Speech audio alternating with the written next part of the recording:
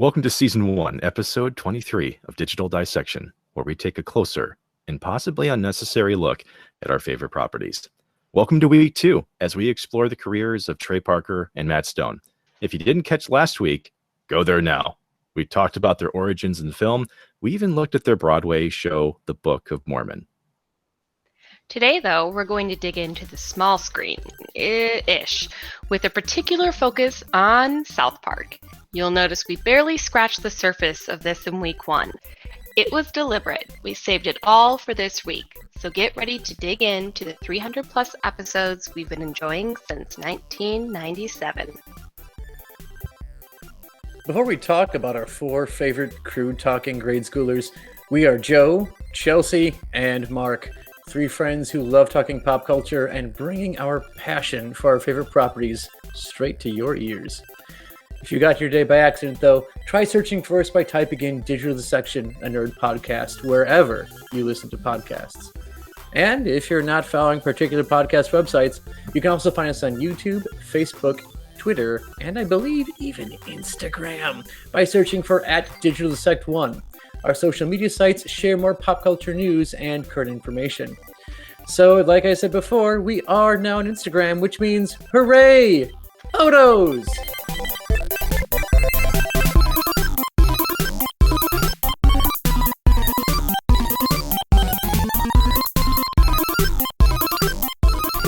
Well, hey, we're back talking about Trey Parker and Matt Stone.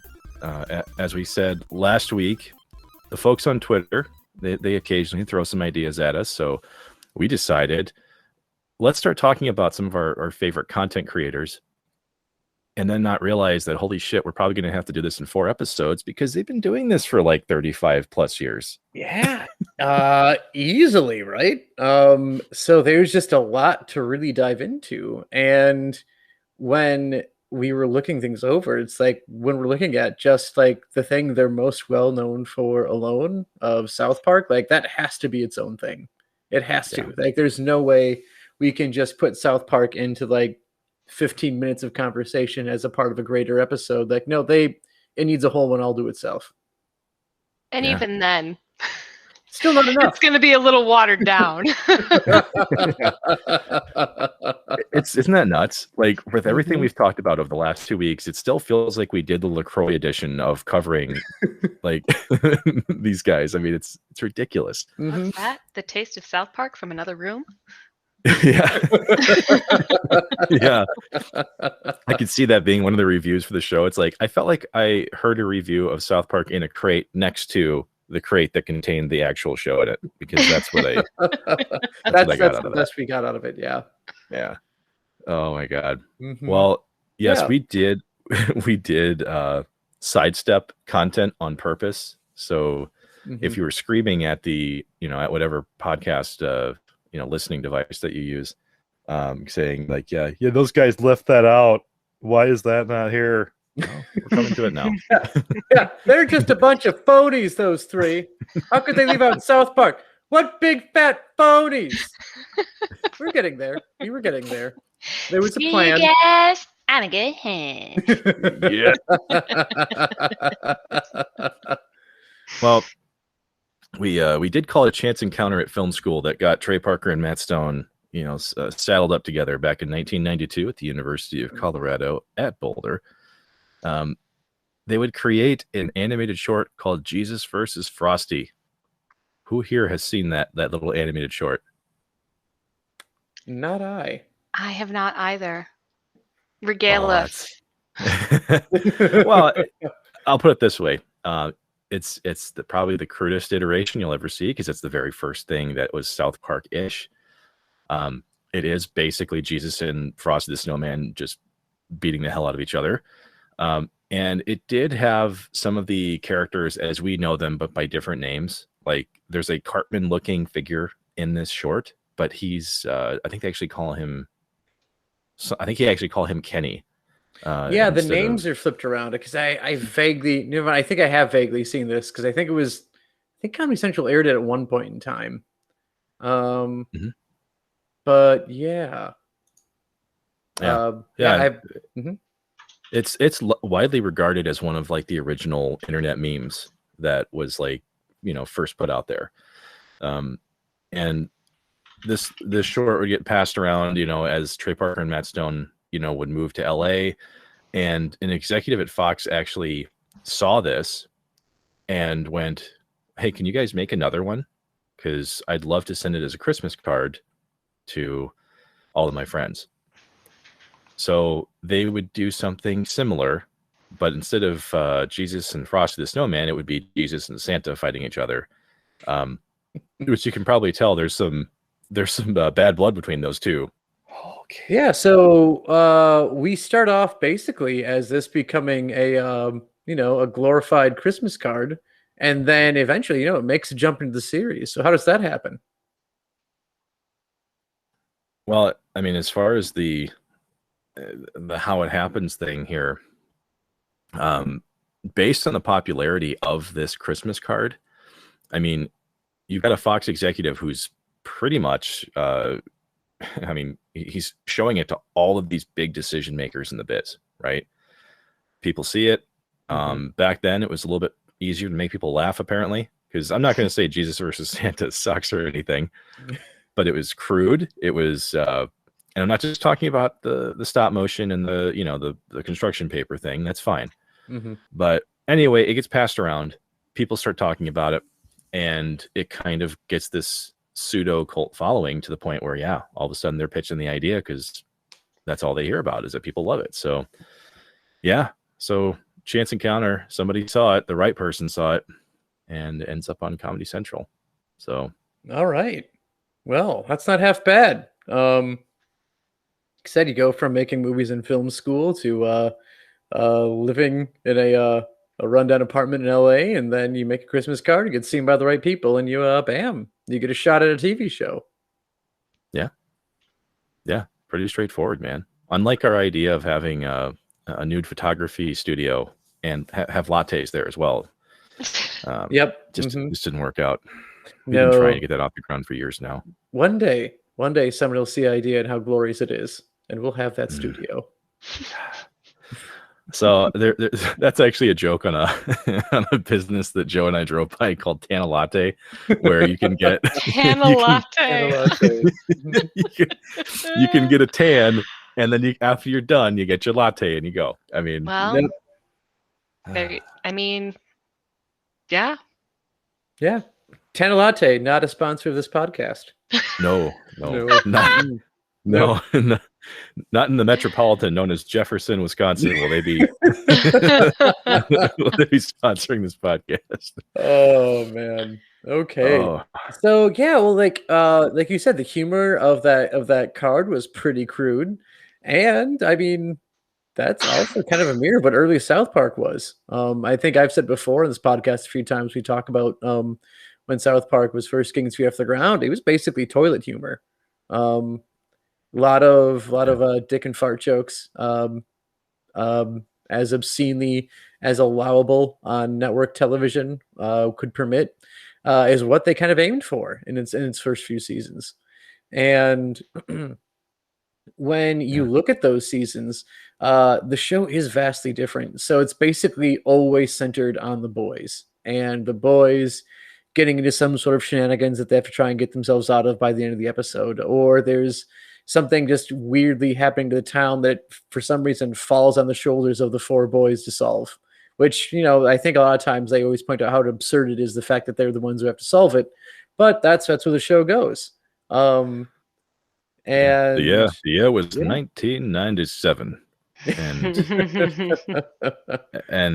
it was definitely very simplistic to that point. I mean, like South Park becomes the town that everything just goes bad.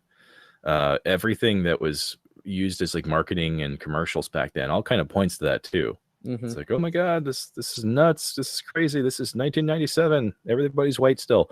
And so it was like, like stuff was invading the town, or something, a monster comes to the town, and so every once in a while you get some fun little like, it's not that satirical, but I guess like spoofing. I guess spoofing would be the better word for what they did. Like, remember, was it season 1 or 2? They spoofed the line of Dr. Monroe. Oh with yes, the splicing. the Island of Yeah, Dr. yeah. Moreau. Yes, the five-assed monkey. Is that what it was? Yeah. hmm Yeah, yeah. And Dr. Mephisto is also modeled after Marlon Brando from that movie too. Yep. So, Mhm. ironically enough, that character would disappear after I think season 3. Yeah, Yeah, 2. with you like don't see no very much of him. explanation, just gone. Yeah, I think Yep. you may catch him as like a background character. So like basically, if there's a shot of the town at large, you may see Mephisto in the background, but like you won't hear his voice. You won't see him really contributing. If he's there at all, he's just a background character. Mhm. Yeah, he is in the Nambla episode though, Yes. because he's Oh, part of Nambla. the National Association of Marlon Brando. What was it? Impersonators or Yeah. aficionados or something. Yeah. Yeah. So I guess he did survive a little bit longer than we thought. Yeah. Yeah. But I mean, some things that are done in the early seasons, they establish like running gags pretty well. That continue. Some of them continue on to this day with South Park. Like I think we've mentioned how alien. There's an alien. The classic gray man looking alien. There's one in every episode. You just have to look for it, but it's there. So that started right off the bat in season 1, and still goes. Guest stars is an ongoing thing we could go into, but like the show will regularly have famous people on it, but they rarely have a role where you could tell it was like the famous person. Like I think the most notable one was George Clooney. Was a pretty big name, and he was Stan's dog, so he just barked. Which you couldn't tell that was George Clooney at all. Jerry Seinfeld asked to be on it, and they were going to make him be Timmy's turkey, and then he ended up like saying, "No, I'm not going to do that. That's stupid. I won't do it." But yeah, Jennifer Aniston is the one I can think of that had like a larger like speaking role in it, because she was the supervisor for the Getting Gay with Kids in the Rainforest episode. Was she the choir teacher or something like that? Yeah, Like, she was the one speaking about to sing. Yeah. Yep. So she was the only one I can think of that is like a pretty large speaking role. Was there? Am I missing someone? Natasha Henstridge, who is like the main antagonist of the Species movies, back then, like people lost their minds over Species because it's like, oh my god, she's an alien, but she's naked, and it's like apparently that was all the rage. I mean, as an enjoyer of science fiction, my whole life that checks out. That's pretty much how it goes. It's like, oh, she's an alien, but she's also a lady. Yeah, that's what puts butts in the seats right there. Well, the reason why this stuck out to me so much was because I bought the VHS tapes of South Park back in the day because I had to figure out a way to sneak these into my home without my parents finding out. And of course they'd find out, but they were like, he's already seen it too many times, so there's no point in taking it away. But in one of the intros to the episodes, so Trey Parker and Matt Stone used to do intros for like the whole first like 2 seasons on these VHS tapes, and they were fucking hilarious. We'll link those on the comments here for y'all to look at. But they had such a boner for Natasha Henstridge when they're talking about her in the intro. Like they can't even hold it back. Like they're both just like fawning over her a ton. So I just always like to earmark that because it was just ridiculous how much of fanboys they were over her. Oh my gosh. But yeah, they managed to early on in this show, just to tell you about the hype train that South Park used to have. They managed to pull in a pretty big amount of like musical talent for the Chef Aid episode, if you remember. Oh yeah. Like they had Elton John on this fucking show. Which is hilarious. Yeah. Oh man. Oh, and DMX was also part of that episode. If you guys knew that, the late great DMX. Yeah, was he barking? I don't think so. Okay. I don't think he was barking. That probably makes sense because I think it would have recognized him if it was him barking. Like, oh hey, that's DMX. Which no, that's not a side against DMX. That bark, that's brand recognition right there. And I know exactly what it was doing, and it was brilliant. Brilliant, I say. Yeah. not always say other running gags, other than having, guest stars without very big roles on the show. Probably the most popular running gag of the show, at least for its early life, was Kenny being killed in every single episode. Yes. Mm-hmm. So he dies in all collective properties 126 times, which seems low given how long the show's been going. But that's a running gag that has like died down as the years have gone on. Kenny does not get killed in every episode anymore. You bastards. Yes. The quintessential Kenny dies. Oh my God, they killed Kenny. You bastards. Yes, a good 1-2 punch from Stan and Kyle there. In the show itself, he's only died 98 times. Only 98 times. But yeah, those other ones are all tallied on to through like side properties and shorts that they've done. So now I have collected a list of all the ways Kenny has died in the show, by the way. Oh dear God. I will go over them, but does anyone want to wager the one thing that's killed Kenny the most? And by one thing, multiple different things have caused this death, but basically they ended up all killing him in the same manner. So what do we think is the most popular way or the most frequent way that Kenny has died on the show? Wow, let me think about that for a second.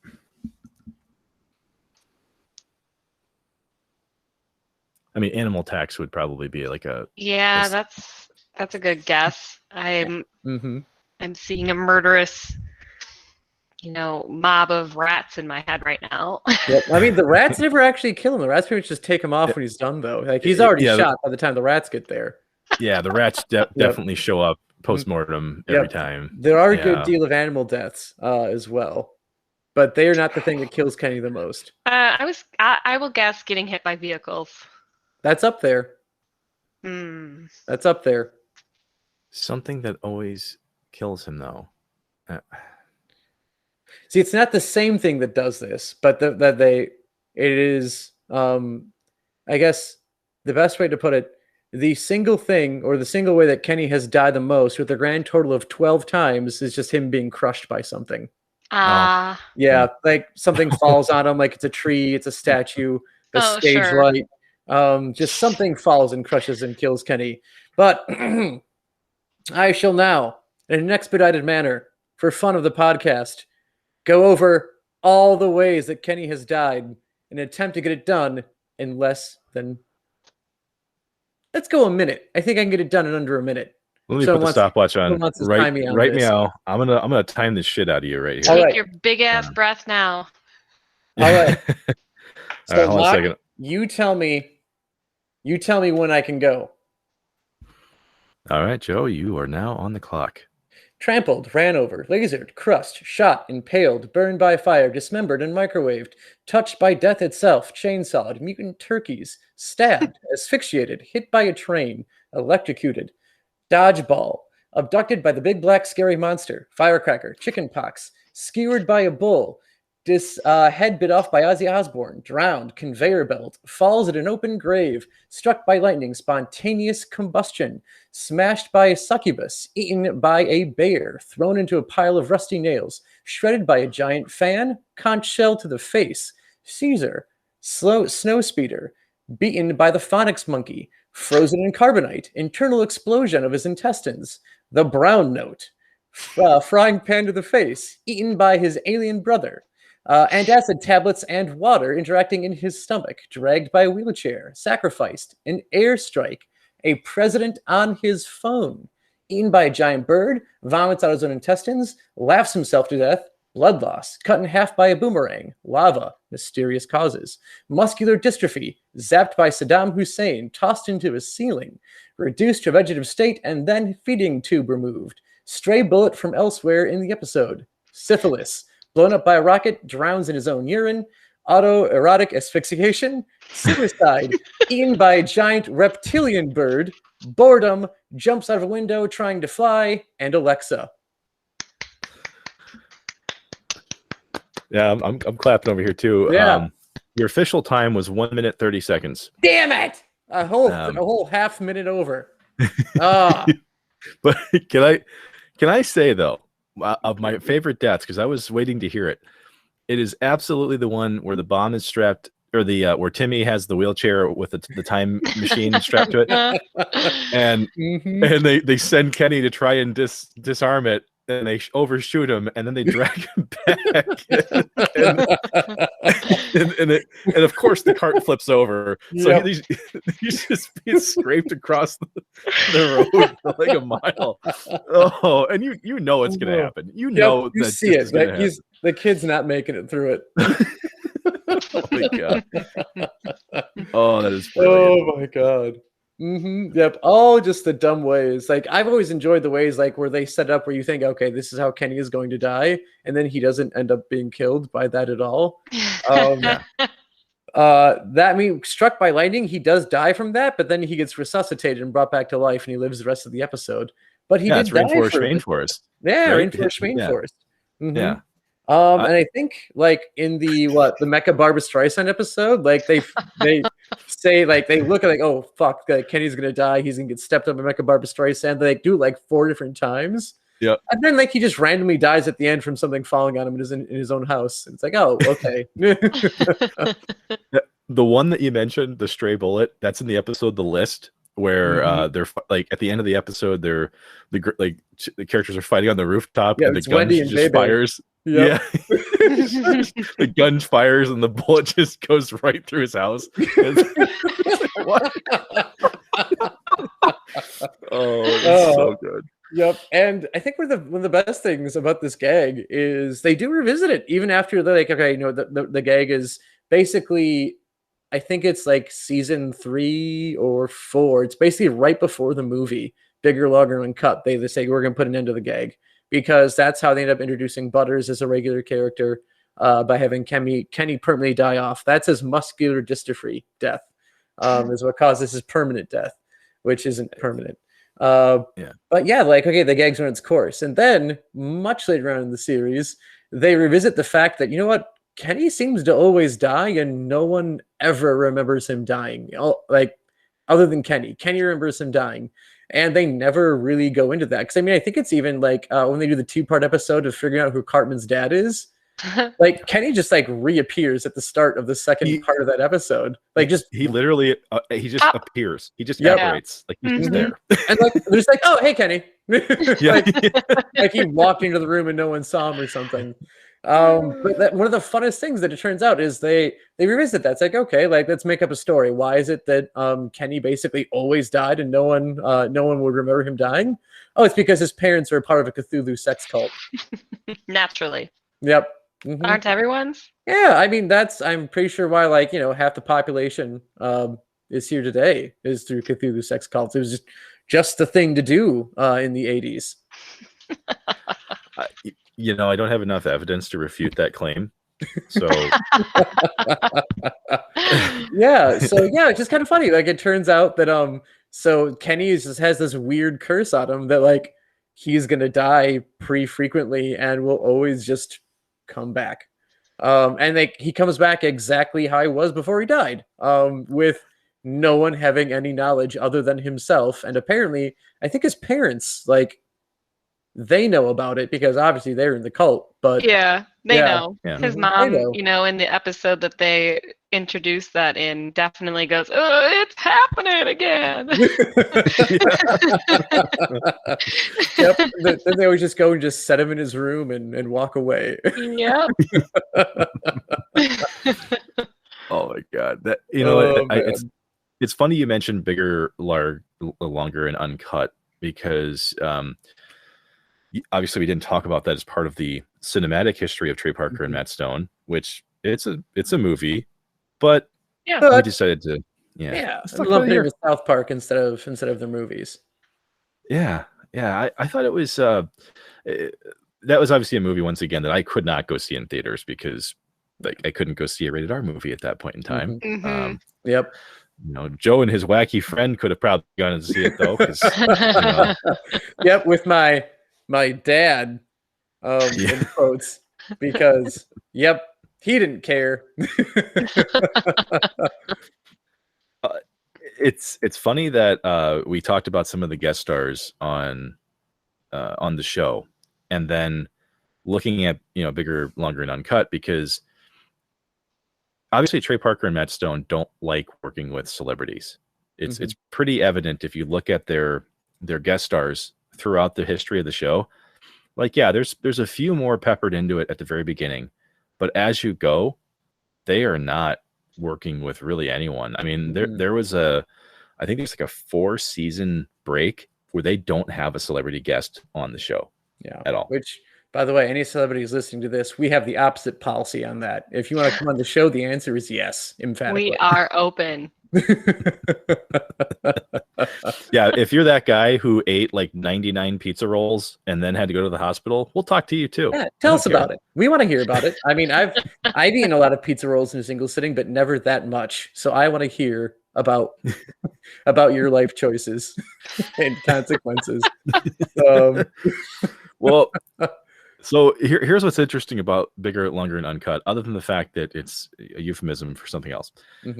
So since Trey Parker and Matt Stone don't like working with celebrities, they did something very troll-ish about the people that they did bring into the movie.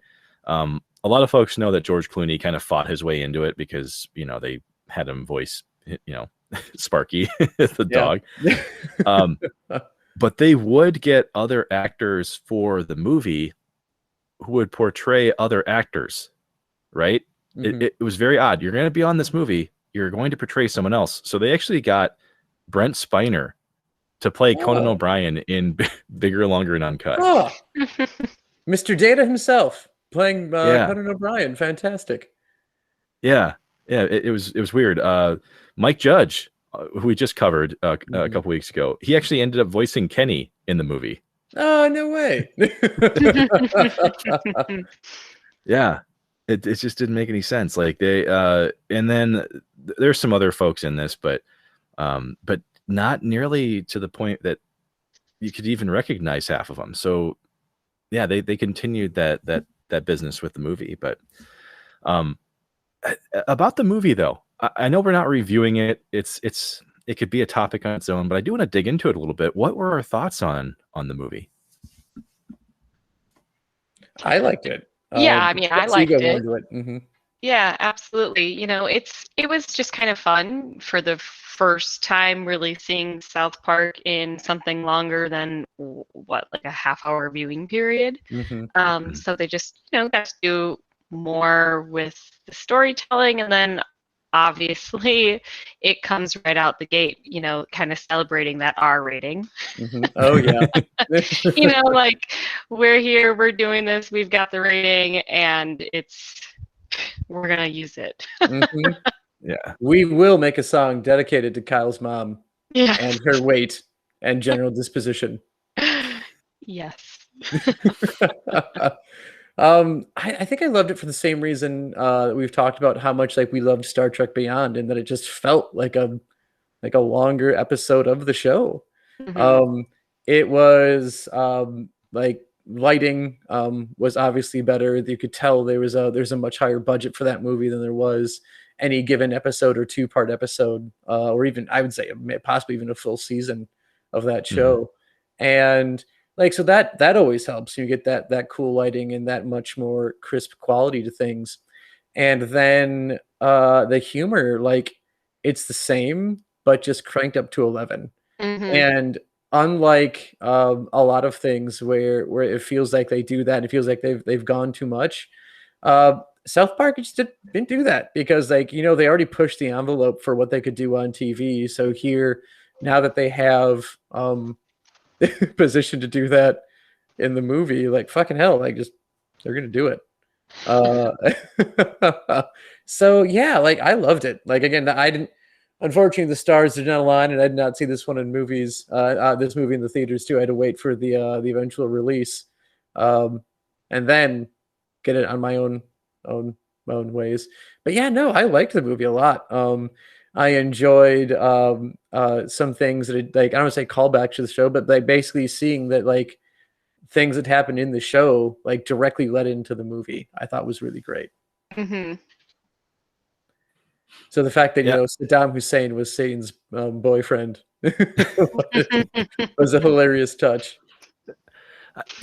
I give them a lot of credit, on South Park because of the fact that, we covered how Trey Parker has always had a musical talent, and Mhm. he's always had a love for theater and Broadway and these things. And there was a little bit of risk involved in bringing that to this movie because, they're basically parodying almost any Disney film you've ever watched. And it's an R-rated movie with Mhm.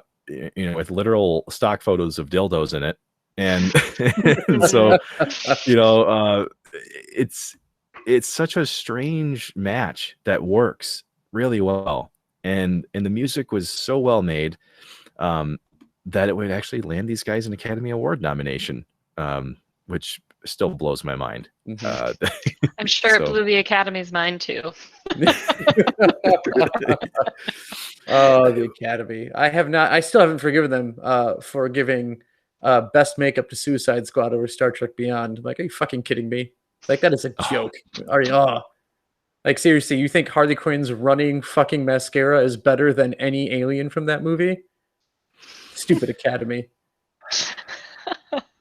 You know what? It's funny you should say that, Joe, because Trey Parker and Matt Stone kind of mirrored that sentiment, and not for the reasons you would think with regards to how they lost this Academy Award.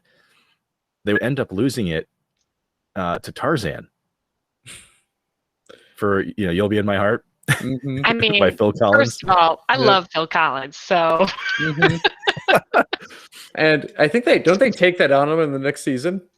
Oh, they told. Okay, Yep. so it wasn't like a case of butthurt either. Okay, like they just got in there and they went, we're not going to win this. Like, Mhm. there's no way they're going to let us win. And part of that was probably because they were high on LSD and they were in dresses, but whatever. yeah.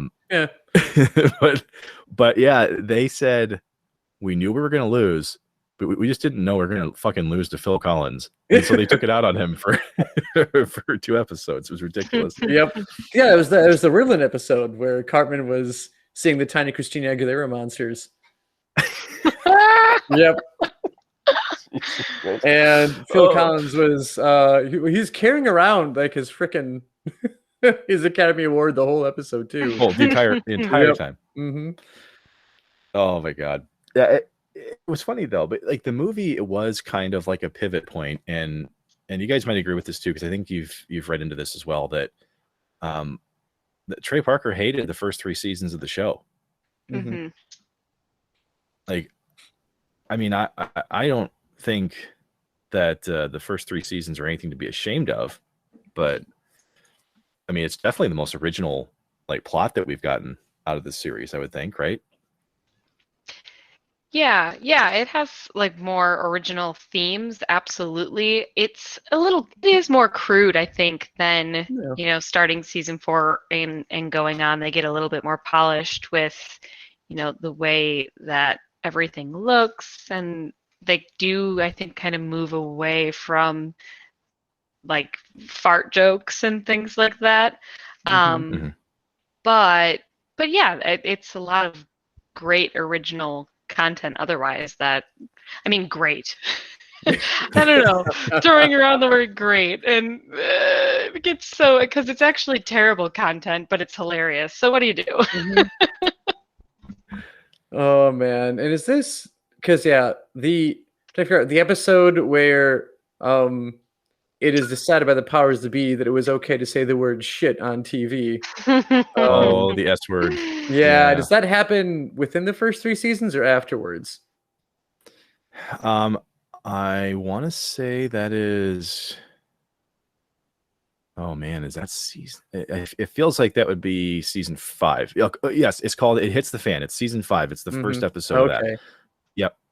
Yeah, and they have this like what is this like old order of knights called, like the Knights of Standards and Practices? Yep, and they're protecting the seals, and the seals are all holding back the swear word. Yes. Oh my gosh. Yeah, It Hits the Fan would be really funny because it was making fun of what was the show that tried to do, or that did this, that dropped the word shit for the first time? God, it was like one of those crime procedurals that did this. That's what they were making fun of. Like, Okay. it was a big deal because this like show that nobody even gave a shit about anymore. Not to literally use shit just for the hell of it, but well, the seal's broken. So, you can't help it. Yeah. Some cop show just throws shit out there for, some throwaway line, and they see this and they go, yeah, we need to say this over 100 times. Oh my God. 6 times to be exact. Yes. Oh, it was so funny. Man. Yeah, but okay, so that jumped ahead. But I know you were talking about season 4 and the changes that really brought about. One of my favorite ones that I think really came changes that came in season 4 is just how much more you get like to see the parents and these peripheral characters of South Park, and we're not focusing just on the boys every time, because honestly, as the show goes on, like my favorite character has definitely become Randy out of the whole show. Oh, yeah. And when he's just gotten so much more of a chance to shine since season 4. Season 4, I'm trying to remember like anything. I'm trying to remember any standout things he does in season 4. I don't think there's too many, because one of the first things that I really remember him doing is definitely the day after tomorrow, after the next, where he, for some reason, is a scientist who's entrusted with like saving the town from climate change. That's a little bit further ahead, but season 4 was very important because of a boy band that Randy used to be a part of called Finger Bang. Yeah. Finger Bang was season 4? The episode would be called Something You Can Do With Your Finger. And it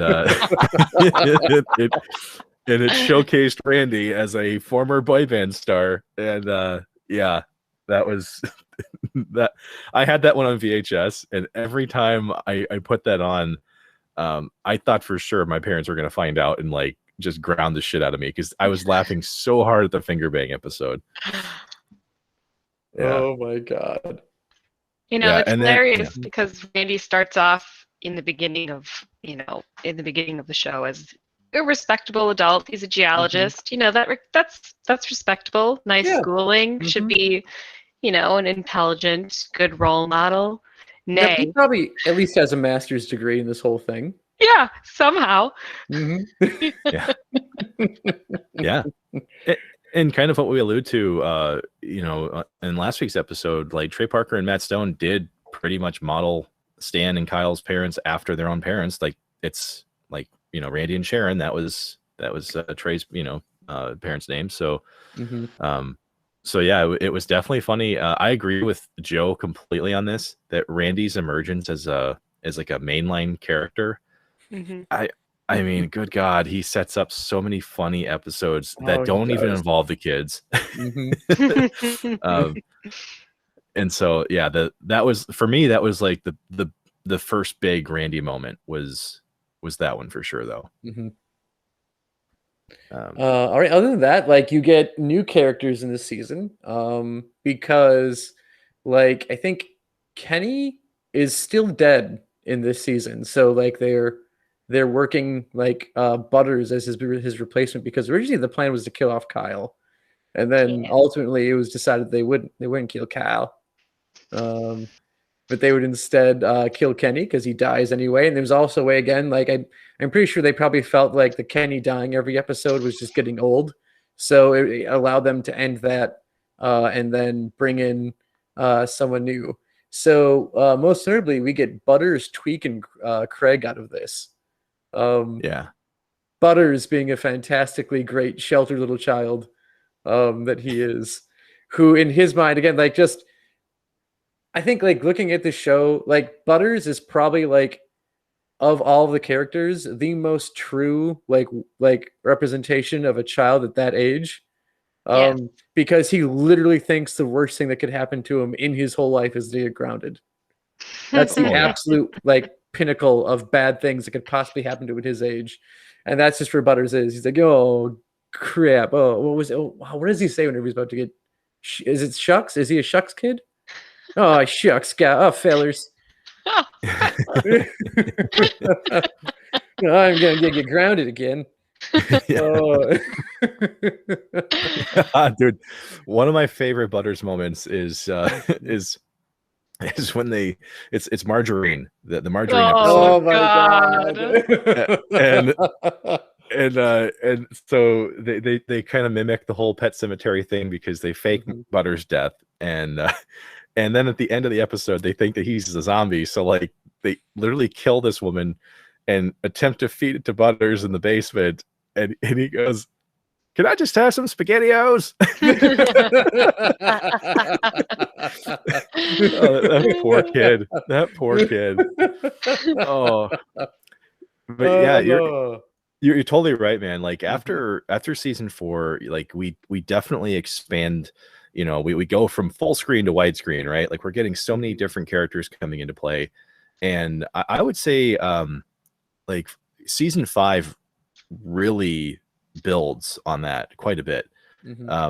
Because we have after the shit episode, there's Cripple Fight, which introduces Jimmy to the show.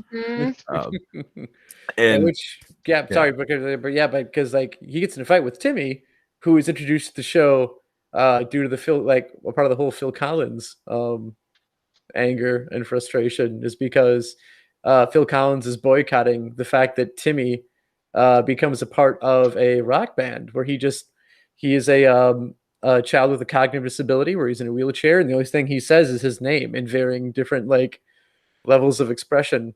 And so like he gets put into a band because they'd play like a riff, they'd stop, and they hear Timmy respond to it.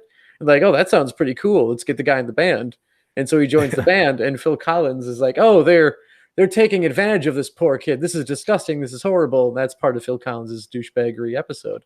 So you get Timmy there, and then, like you said, Jimmy gets brought in on the fight episode where Jimmy and Timmy have to fight to the death.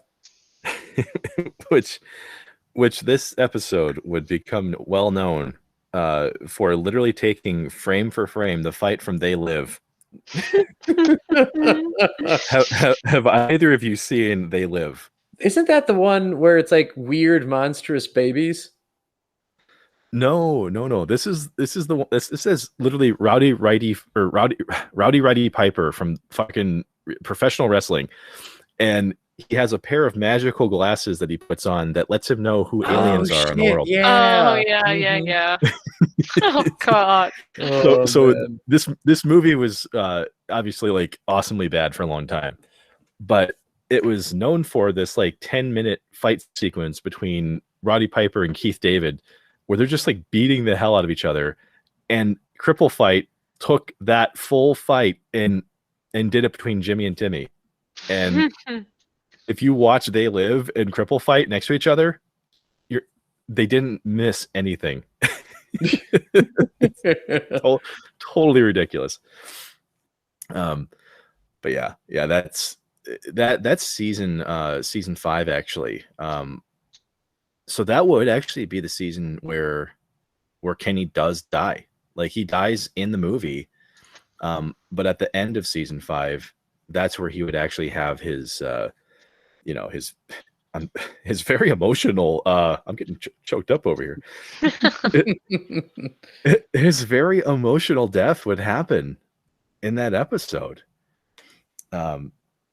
because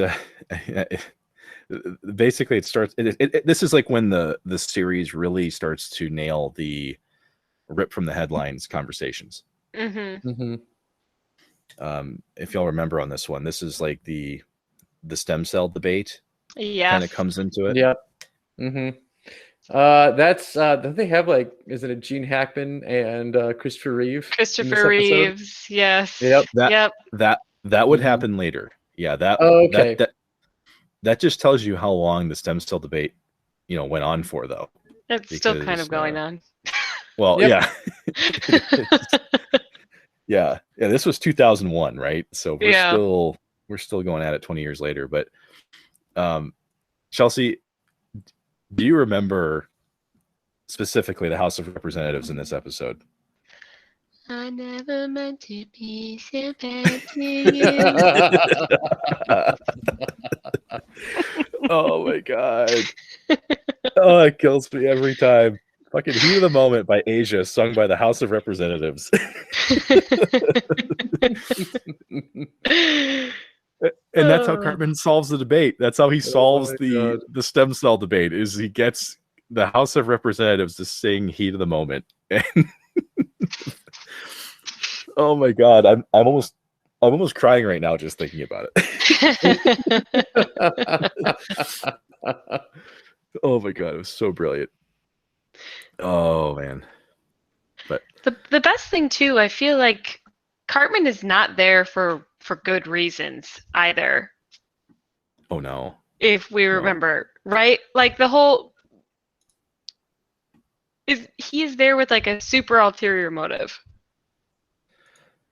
Yeah, and I'm happy you bring that up, Chelsea, because this wouldn't be the first instance of Stan and Kyle kind of working against Cartman, because you know, in the beginning, Cartman always kind of has his own motives for doing certain things, and they're never truly like that crazy. It's just selfishness, really. And this is an example of the narrative kind of shifting on Cartman a little bit, because like Stan and Kyle actually want to get stem cell research to help their friend. Cartman wants to use stem cells to build a restaurant so that he can eat there wherever he wants. Is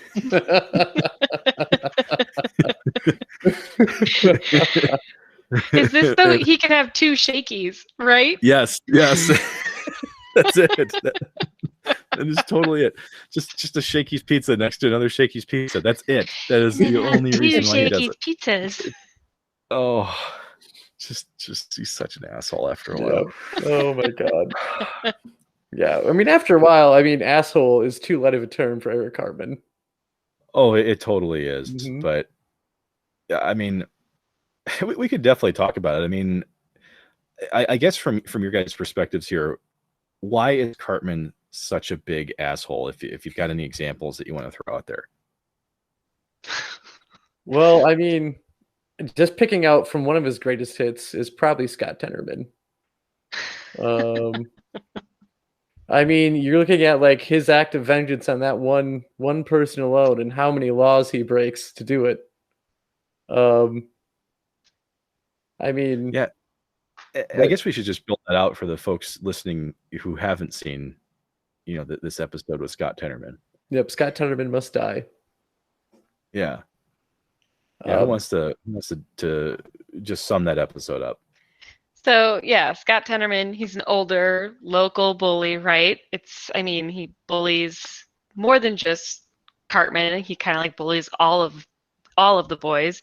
And this is someone actually who Cartman kind of just allows the bullying to happen for a little while until he is just done with it anymore and decides that he is going to get Scott Tenorman back with the ultimate prank, which is not a prank, but then just goes way too far and involves murdering both of his parents and making them into a chili and then serving them to Scott as like a peace offering.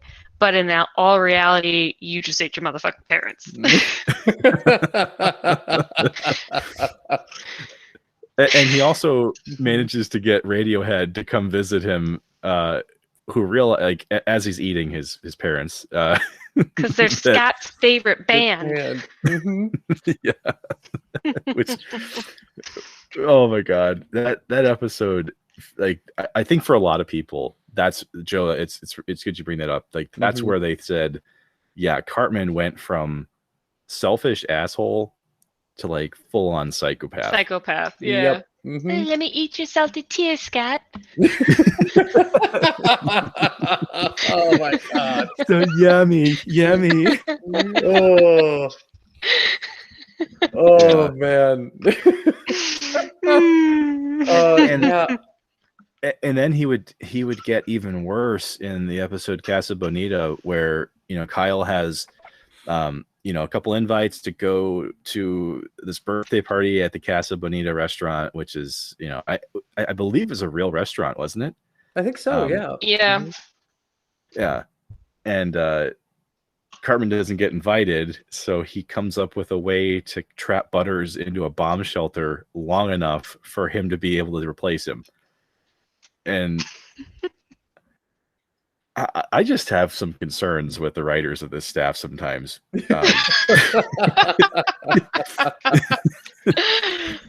Oh, That's pretty messed up. That's messed up. I don't care if it's even comedic. It's fucked up. And again, still, he does so much worse. It doesn't even stop there. I mean, No. there's countless things. I'm not just sure I'm HIV positive. Oh my god. Well, here's one thing. Just because I know we do prep for the show, I think I'll save this one because I know that we've got some really good things we can end off with on just the Cartman stuff. But kind of going back to the social commentary side of the show, because yes, there's 24 seasons of this show. We cannot go episode for episode and explain every single one of them. Like, we don't have time. I don't think people want to hear that. So picking out some specific examples of this show, despite it being crude and, at times people have said it's classless, right? It actually did some really big things along the way. And one of them is actually in season 1. Do you guys remember Big Gay Al's Big Gay Boat Ride? Oh, I do recall. Yes. On its face, if you watch that episode now, you might look at it and just go, this is season 1. I'm not expecting a whole lot out of them, but remember, this was 1997 when this episode came out.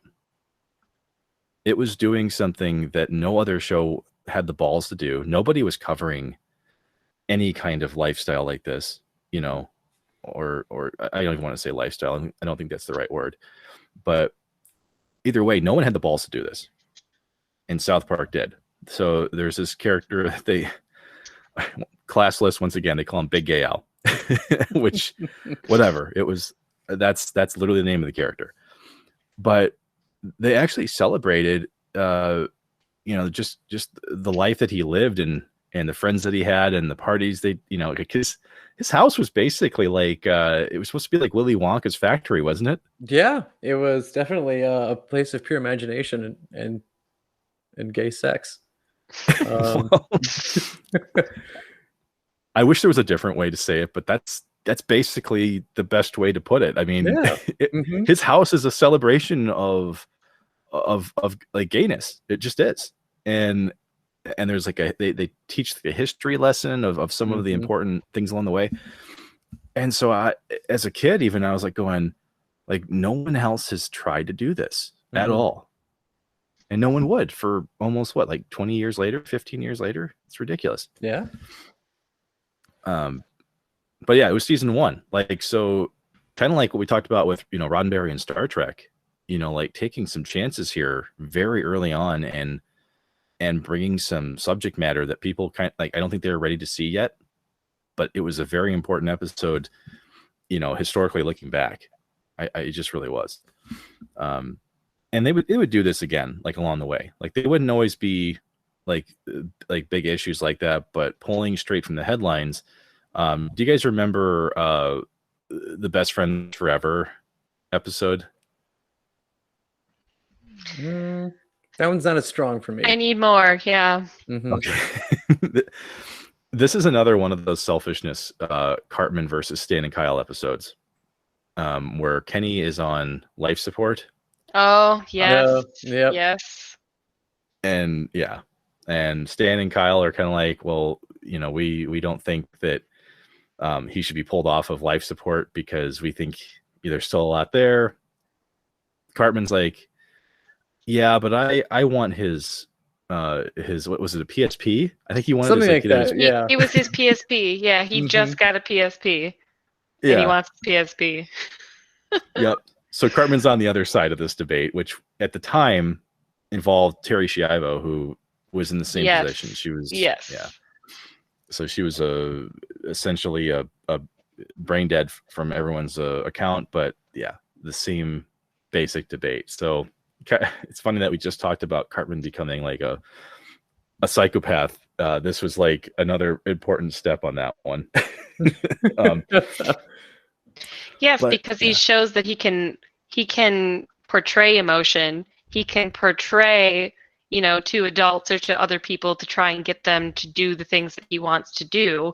But ultimately, he's not doing those things for a truthfully good reason. It's so self-serving. Everything is self-serving. Yeah. Oh my God. But moving on from there, though, I mean, any other like big episodes you guys can remember that like either they hit really hard from an award-winning standpoint, or I mean, just subject matter wise?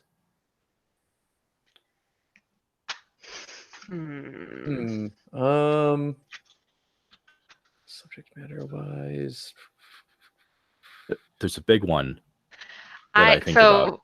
Yeah, mine is definitely the WoW episode, Make Love Not Warcraft. Yes. Oh, yes.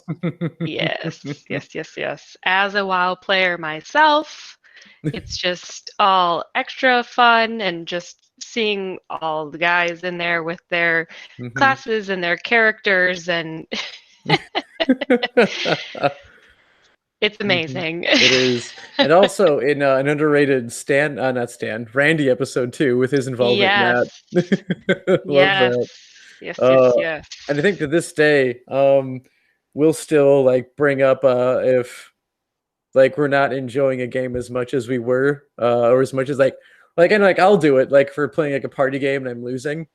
I'll be like, yeah, this isn't as fun as Hello Kitty Island. I just want to play my Hello Kitty Island adventure. Of course, Butters would be. God damn it, Butters. I'm the dwarf character. Go back and yeah. But all the other characters are taken. That episode, for me, that episode was crazy funny too, because I wasn't playing World of Warcraft, but I was playing Lord of the Rings online. So, similar experience, but when it really hit home for me, and Chelsea, you may agree with this or not, but when they do the montage with Paul Stanley's Live to Win playing, and you see the boys who are like, they're just XP grinding, they're killing boars, and they go from their normal size to like morbidly obese with like acne, and Cartman's literally shitting in a bedpan that his mom brings down for him. Man, hot packets. Oh God. It actually inspired me to stop playing my MMO as much. You need to step back a little bit after this one. Just because it was. Because how do you kill one that has no life? Oh my God! The Sword of 1,000 Truths sitting on a flash drive somewhere. Yes. Held by Saltzman. You can get the actual weapon in the game too. It's not called the Sword of 1,000 Truths, but it does exist. Completely drains the user of their mana. No, nothing at all. It's purely especially now that it would just be purely cosmetic. Yeah, but it's still funny. Like the thread that Joe was talking about with involving the parents. After a time here, we do kind of find out that, like in the beginning, when the parents and the kids were kind of separated, you realize that over time that the parents are just as ridiculous as the kids are, and so to see this like thread of the adults having all these connections to WoW, and it's almost like a I'm trying to think of the right word here. Like the journeys are just as ridiculous no matter who you're watching, whether it's the kids, whether it's the adults. Like they meet the same level of intensity from just how stupid things can get. Yeah, like when you find out.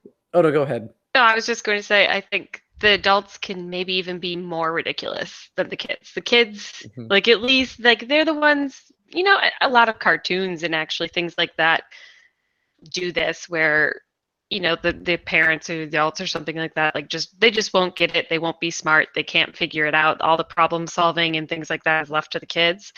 So I feel like they're playing off of that trope too, which is hilarious because when you already have all these kids doing crazy freaking shit, and then obviously, well, where'd they learn it all from?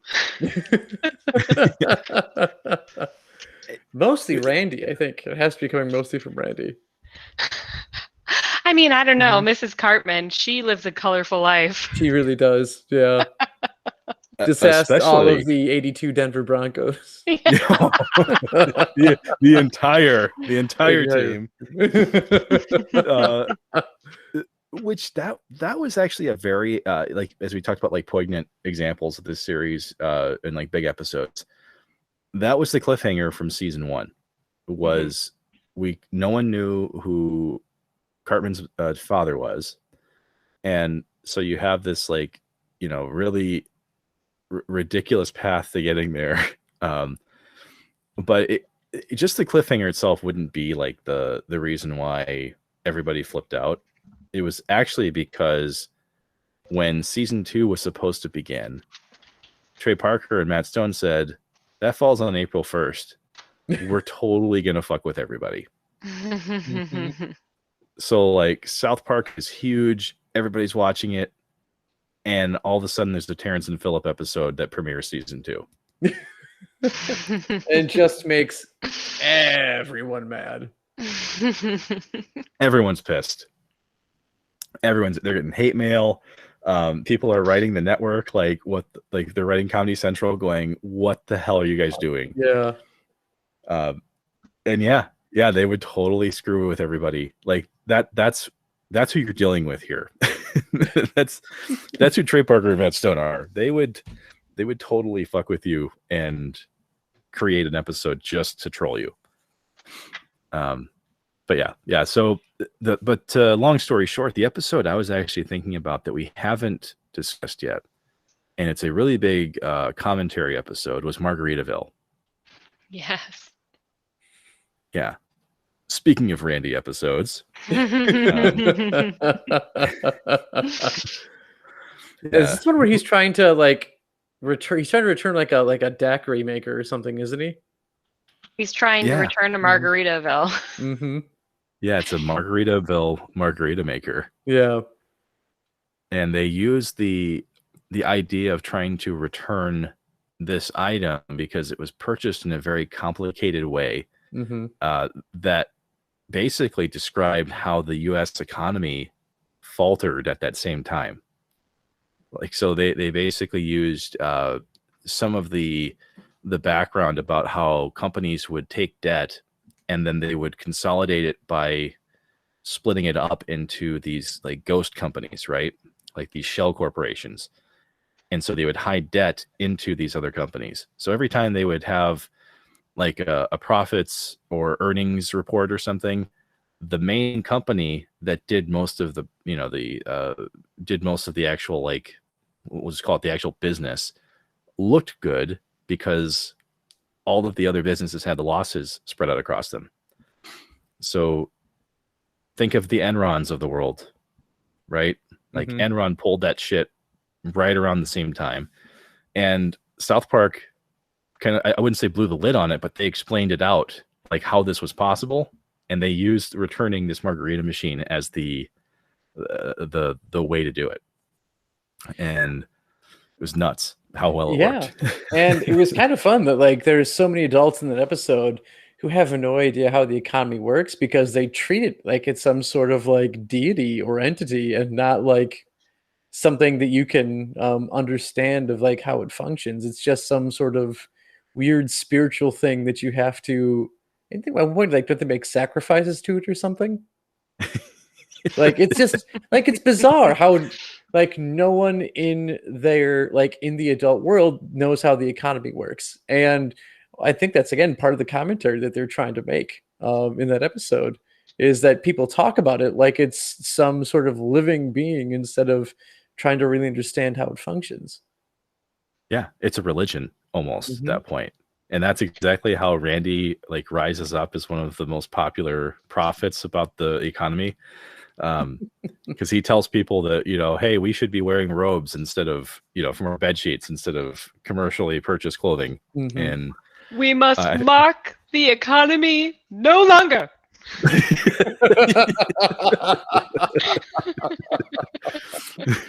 Oh my God.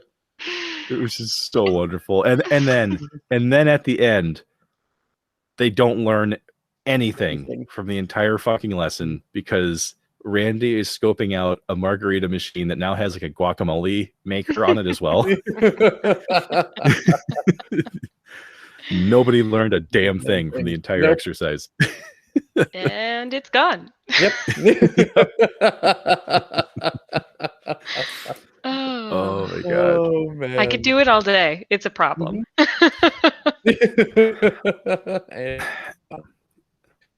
Oh, the memes that came out of that. Yes. That still come out of it, right? Mm-hmm. And that's something that's really crazy about Trey Parker and Matt Stone and South Park in general is how it is managed to stay relevant. I mean, for almost a generation of people. Mm-hmm. Like we're almost at 25 years of South Park. Yeah. Yep. I literally remember this being out when I was in middle school or junior high, however you want to classify it. Oh yeah. Mm-hmm. Yeah. I mean, same point for me too. I think we're all same age, age range here. We're in our 30s. Yeah.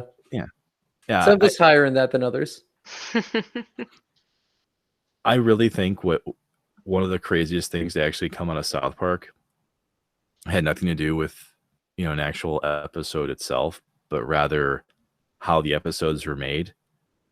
Because the creative process of Trey Parker and Matt Stone, we almost knew nothing about until the 6 Days to Air documentary came out.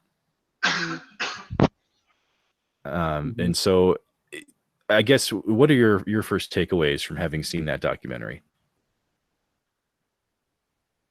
I guess a whole new appreciation for what they're doing. It's insane. I had no idea that they were putting out episodes like that.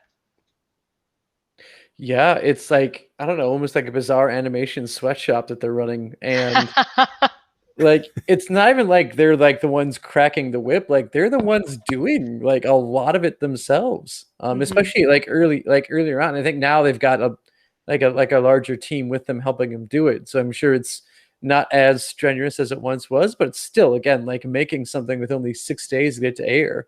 Like Chelsea said, there's just a lot of respect there now. And I think it's like, I mean, it really helps the show stay fresh. It allows them to be kind of like more topical than any other show out there, because as something comes up, South Park gets to make fun of it the next week, as opposed to someone who is going to be, like they're writing a season right now. So, 6 months from now, when the show's new season premieres, we'll see that message being brought to the screen. South Park gets to do it in a week. So yeah, I think it's something where if you really didn't appreciate the show at all, like you should at least have like a bit of respect for, again, like how they actually produce the episodes.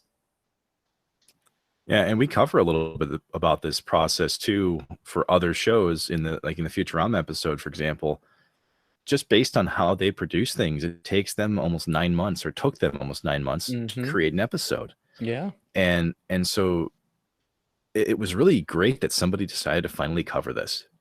Because I mean, I can't believe they did the show that way for that long with nobody really covering it. I mean, it's totally insane for someone to take a whiteboard concept and have it on television 6 days later. Yeah. It's nuts. Yeah. And then you come to find out the people who are working on it, they love what they're doing. Yeah. Again, like it's not an actual sweatshop. It's like they're there, they're getting paid a reasonable amount, and they enjoy it. They like it. They're making more of it. Still, Because what season are they on? They're on 24 right now, right? Yes. So there's 23 seasons of the show, and then they did the pandemic episode for people are calling spiritually season 24, because it's you may want to fact check me on this, but I think there's 2 episodes for the pandemic, and I think they're like an hour each. Is that what it is? There's a vaccination special and then a pandemic special. Yeah. Not to be confused with Pandemics Parts 1 and 2, startling. No. Which those are up there with my my favorite episodes. But Pan flutists are saving the world from giant guinea pigs. Saving the world. Randy running around with the damn camera. But he actually isn't running. Look at the camera, Shelly. I'm so startled. It's so startled. Oh my god! Guinea pirate! Oh man. Yeah. Respect and affinity for these people from 6 Days to Air. For like the part that really got me was when you see how they're still having so much fun recording it in the booth. Like when Trey and Matt are making each other laugh so hard, and like they've been doing this for so long, that was the moment for me where I don't want, like, nowadays I'd probably start crying because I cry about everything now, but like when I saw that moment, I was like, holy shit, these guys have been working together as friends and as collaborators for well over 25 years when that was recorded, and they can still make each other laugh that hard. I'm like, there are couples who hope they can exist 25 years together, let alone be business partners, support each other, and make each other laugh. I mean, looking at that, like what creative teams stay together that long? Like, even look at like one of our favorite properties of Seinfeld. Like Larry David didn't even stick around for 7 seasons of that show. I think he jumped ship after season 6, didn't he? Yeah, I think so. Yeah. And for these two to stay together, still pumping out, I would say quality material. I'm definitely not as far up to date as other members of this podcast about the show, but like from what I've seen, like it's still good. The quality is still there. Yeah, well, and I think what they're just able to do really well is that they can find something funny in anything, whether it be like a terrible current event or something that actually is, like really emotionally charged or anything like that. They can find like the dark humor in it. They can find ways to make fun of stuff, and therefore you have infinite material. Yeah, and that's also something they've been pretty big talking about as far as like what's, like you said, like what's on the table and what can be made fun of. And I think they've taken the stance that, hey, either everything's got to be on the table or nothing's on the table, and that's how comedy's going to have to work. Right. So I don't know if that's, I don't know. I'm trying to remember like the episode where they do that, and I don't think it's one of the more controversial things they've done, but definitely I would think that it's a controversial opinion, because there are definitely going to be people, I mean, especially, and even like personally, like I don't think everything needs to be made fun of or should be made fun of, but at the same time, I completely see where they're coming from. This is a topic that did come up with even just us, not talking about South Park, but just other content creators, right? Like there are content creators out there that will make something offensive in hopes that they get a reaction out of you. And then there are people who actually make something. Yeah, well, we're not going to name names, but except other for that than one. The one. just that one. Just that one. Yeah. But then there are the people who make things that they hope other people actually enjoy, right? And I think that Trey Parker and Matt Stone have clearly tapped into making things enjoyable for a humor set that was definitely not explored, or at least not as well explored in the 90s. But there are people who have taken on this. I don't want to call it sarcasm, because that's not giving it nearly enough credit for what it is. Mm-hmm. But it's almost like humor that was in the peripheral for people, and they never noticed it, and now they have been seeing it for almost 20 years. And so it's kind of molded us as a generation, because I know for a fact that my distorted view of the world, came from Seinfeld and South Park. It just did. Mm-hmm. Yeah, right. Like there's some cynicism there. Like it is sarcasm, but it's kind of like that dark cynicism as well. Just looking at everything through that type of a lens. Yeah. Mm-hmm. Yeah. It's like observational humor to a point, and then not being afraid to make fun of something. Yeah. Yep. And so this would lead into controversy, though, on the show. One of the easy ones to point out is that it's a cartoon, so kids are going to like it. Therefore, parents are pissed off. Mm-hmm. Like, you're marketing a cartoon to kids. I'm like, well, they're not. They're not. Yeah. Like, no. It's like on at like 10 o'clock at night. There's an advert right in front of it that says, "Hey, here's a disclaimer. This isn't for kids. It's pretty lewd, crude. It's meant for adults." Like, I don't know. I think they've done basically everything they could to say, "Hey, this is not for kids," and yet that's the same. Like, it just gets shifted on them. It's like, well, it's a cartoon, therefore it's for kids. It's like, right. Fuck off, it's not. And at what point, like, do they suck because they're out there making a cartoon that's for adults, or are you a shitty parent because you're out there like letting your kid watch South Park? I don't know, because it's a cartoon. I mean, I lean towards you being a shitty parent, personally. Shitty parent though, or awesome parent? Yeah, it depends how you like you. I guess like awesome parent is if you actually sit down with your kid and explain to them, "Hey, this is a cartoon. It's not meant to be taken seriously." And you don't repeat any of the things that you see on this cartoon, and you actually take the time to parent, then you're an awesome parent. If you're just like not paying attention to what the fuck your kid's doing, and then they watch the show and they repeat something, and instead of you being a parent, you get mad about it and blame the show, then you're a shitty parent. Right. That's you not doing your goddamn job. Right. So, and then you just feigning, "I'm overwhelmed as a parent. This shouldn't be on me." It's like, well, no, you chose or did not choose to have a kid. Either way, this is your consequence, and you have to figure it out. Yes, because I myself have very vivid memories of my dad watching South Park at night and him just laughing his ass off, and me coming into the dark room and him being like, "Get out." which is understandable to a point, but let me just be very clear on this. South Park does tell some pretty important lessons to people, and yes, the rapper that they choose to do it with can be offensive, which is why you have this split on people who either really love South Park or find offense with it. And obviously race relations is going to be something that America's always going to have struggles with, right? But South Park actually took this on in their episode with Apologies to Jesse Jackson, where they take the character of Token, who is literally called Token because he's the token character, black kid in the show. Yeah. But South Park used this topic, and they told it in such a meaningful way because they explained the world through how Token sees it. And so Token explains that some of the offensive things that have happened in South Park can't be noticed by the main characters because they will never be able to understand it.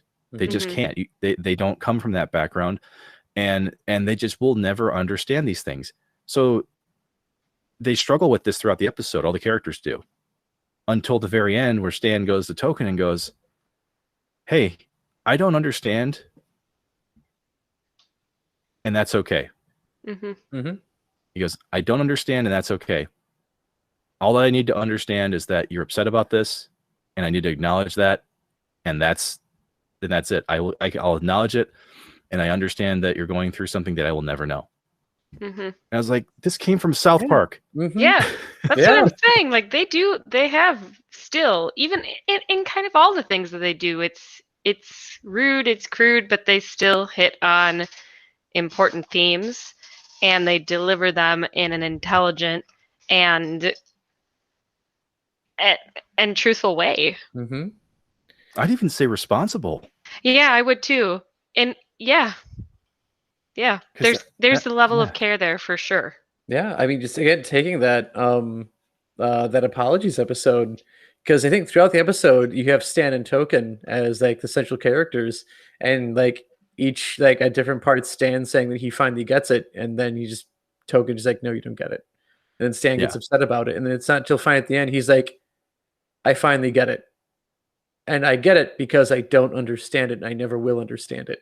Mm-hmm. Yeah, and I just have to accept that you're upset about it, and we work on it from there. And then Token's like, you finally get it.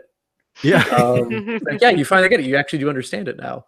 So again, like that very, very responsible way of approaching this situation that just for some reason, I mean, I would say for some reason, there are plenty of reasons behind it, that continues to be so hard for this country to like work past. And South Park, from my perspective, did a really good job like explaining what the issue was and how, like, you know, white people should be handling it and addressing it. And it did in such a good way. And again, of all places, it came from South Park. Yeah. And I think for the point that Trey Parker and Matt Stone made here was that we're having a conversation. You know, like that's what the show has evolved as a platform, from crude fart jokes in 1997 to actually making relevant societal commentary, you know, because this was about 8 years ago, 10 years ago. Mm-hmm. And they were already hitting some of these really important points about just the conversation in general. Now, as we say that, then they would go and make fun of Scientology, Mormons, some of the things they do with anti-Semitism actually straddles on almost normalizing the discrimination. Because I think with that we can table that one.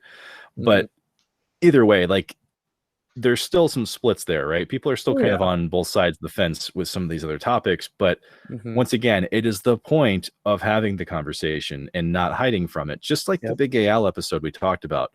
It's like South Park has been bringing these topics up for a very long time. And so that's why I think it's, if you're one of those people that just saw it as a stupid and crude adult cartoon, like you will actually get something meaningful from this the longer you watch it. Yeah. And bringing, going back to the Scientology bit, like that was definitely one where like there was controversy within the show itself, because you have Isaac Hayes, who had voiced Chef since the start of the show, who was a known Scientologist, left the show because of the Scientology episodes that he was done.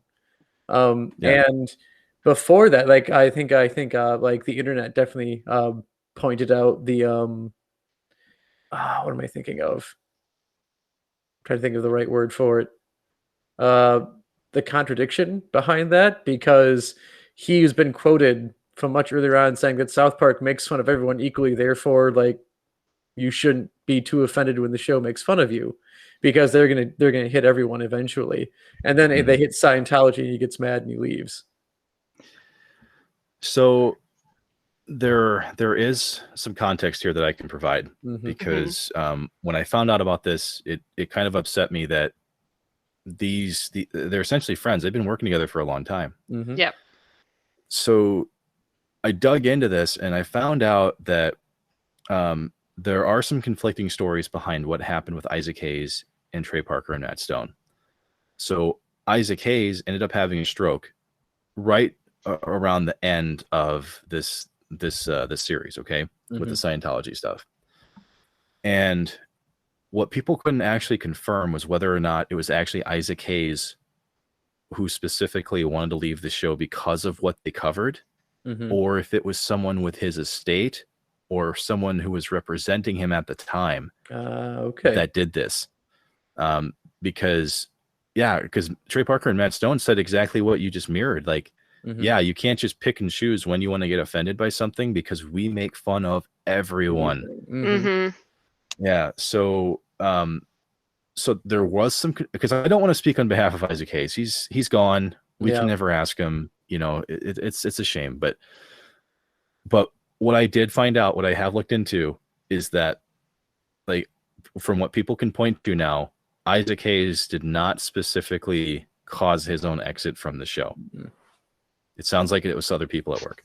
Okay. And that's something I hadn't heard of before. Like, I just knew that he was done for that season. And then, of course, shortly after that, he passes away. Yeah. And then he becomes Darth Vader and shits himself at the bottom of a cliff. Yep. Yes. Mm-hmm. Oh, man. But you know what? I know we've got a banger to end off on here. And Chelsea, I know you've done some research that is really going to help us end on a high note, specifically with one of the biggest assholes of all time, Eric Cartman. Yes, Cartman. So here I've got a couple of different things. So I have a list of Cartman's rap sheet. Obviously, it's long with the crimes that he has all committed, been responsible for. And then along with that, there are some specific instances. But I think first, do either of you have any specific asshole events that stick out to you or are your favorites, or maybe something that was just too bad that crossed the line? Any stick out events?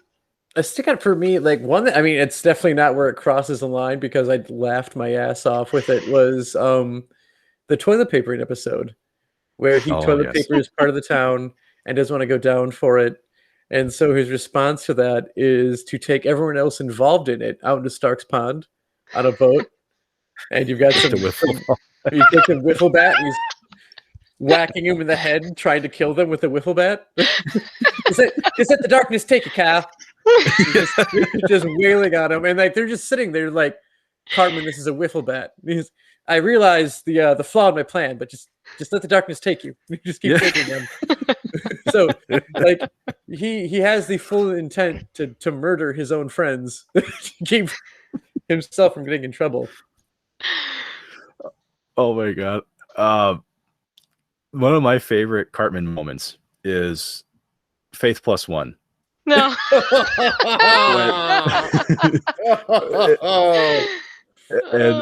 And it's he basically is in a band with all the boys, right? Kenny, Kyle, and Stan.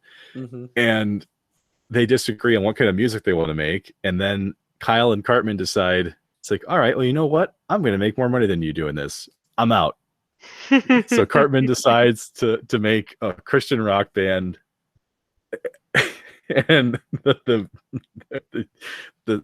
tracks that they play for this band, the body of Christ, he calls it sleek swimmer's body, all muscled up and toned. What was the other one? I don't know. Everything about his lyrics about Jesus, like even the record producer says that it's like, you say you love Jesus, but we actually think you're in love with Jesus. Well, like, isn't his formula for making his songs is just take a song that's already there, and every time they say baby, just replace it with Jesus? Yeah. Exactly. Yeah. Oh my God. Yeah. Want to get down on his knees and start pleasing Jesus. Yep, that was that. Oh man. But yes. Oh God. That's my Cartman moment right there. I love it. I absolutely love it. Yes. All right. Well, here's the list then. So obviously we have fraud, murder, rape, theft, arson, prostitution, cannibalism, attempted genocide, manslaughter, war crimes, hate crimes, animal abuse, grave robbery, child abuse, vandalism, piracy, embezzlement, terrorism, drug possession, smuggling, and armed robbery. That's a lot for a 10-year-old. Yeah, he's made some progress there with his limited time on this planet. And that doesn't even involve false witness, because he he lies to the police about being sexually abused. Yeah. Yeah. Oh. Yes. Yeah, and Yes. just 3,600 short days on this planet, the things that kid has done. Oh my god. And then again, like, I don't know, again, like we've already talked about, but the whole Scott Tenorman thing. Yeah. The plot to have the horse like eat his genitals. And then that just, I mean, you look at that alone. Look at that alone, where it's basically one, he sets up the murder of his parents. He's not directly the one who kills his parents, but basically puts his parents in a position where he knows it will get them killed. And then he interferes with the crime scene investigation when he steals the parents' bodies, Yes. grinds them up, puts them into a chili, and then Desecration of a forces corpse. desecration of a corpse, and then Yep. forces cannibalism upon Scott Tenorman. So that's Oh like my what? That's God. 4 laws right there. He just doesn't even bat an eye at. Nope. It's there basically there's no off limits for Eric Cartman. Anything and everything to get, an extra Shakey's pizza or something free from a talk show or a crack baby Olympics or whatever, like. Who would have thought that, over 20, almost 25 years ago, that we would be talking about the criminal exploits of fourth graders.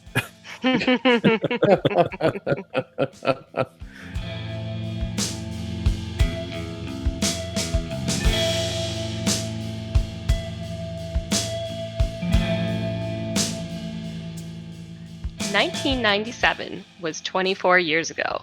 I'm not quite sure how I feel about that. Well, if anything, Chelsea, at least it means you'll always have plenty of South Park to binge. Well, if you like this episode, why not subscribe and leave a review? Maybe even share this show with your friends. It critically helps us to continue. Your efforts also make search engines find us really attractive, hot even. Yeah, we can't thank you all enough for joining us on this journey, covering Trey Parker and Matt Stone's careers. We've had a lot of fun looking at almost 30 years of collected work. Oh god. Next week, we're definitely getting nerdy as all hell as we roll for initiative and cover the history of role-playing games, or RPGs. We're excited to dig into a genre that's changed all different kinds of media. So, until next time, keep on dissecting.